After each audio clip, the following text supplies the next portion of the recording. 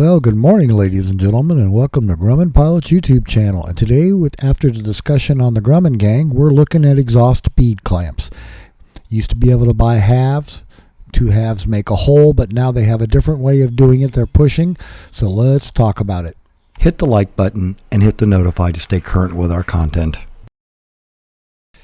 Now, this is half of a bead clamp, and these particular bead clamps, the -29 under the new nomenclature, it has that little shim on it, which helps make a complete seal around your exhaust riser so you won't have any exhaust lifts in the cowling. Now, like I say, that's half of it. You take another one of those, and you wind up making an entire bead clamp. Now, this is the way they used to be. Back in the day, we could buy what you see in my hand right there for $22.50 as a shop.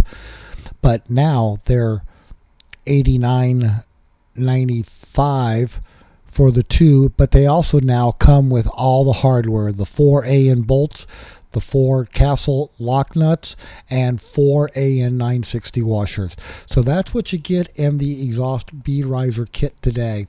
And as you saw at the beginning of the video here, we bought a big bag of them, and this is what they look like in the bag. It's just the 2 bead clamps, the 12 bits of hardware, and some certification on the front. So, ladies and gentlemen, we hope you found all this useful and informative. Thanks so much for watching and learning a little bit more about bead clamps. They're available from Fletcher or from AWI directly. Thanks for watching, and have a fun day flying your Grumman.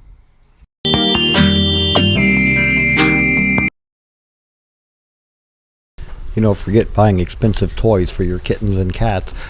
We find that just taking the aircraft spruce box and the paper on the tile floor is more than enough amusement for them for hours.